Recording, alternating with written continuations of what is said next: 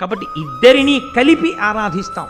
నన్నయ్య గారు అంటున్నారు, శ్రీవాణీ గిరిజాశ్చిరాయ దదతో వక్షోముఖాంగేషు.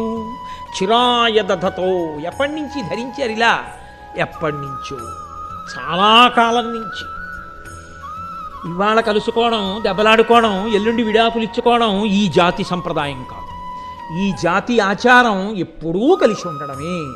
ఒకసారి తాళి కడితే ఇక ఆ జన్మకు ఆమెయే భార్య, ఒకసారి తాళి కట్టించుకుంటే ఆ జన్మకు ఆయనే భర్త.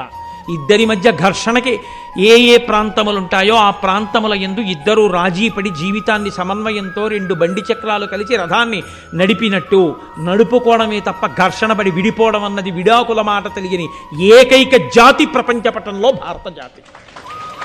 కాబట్టి అంత గొప్పది. కాబట్టి స్థిరాయ దదతో వక్షో ముఖాంగేషు ఏ లోకానాం స్థితిమావహంత విహతాం.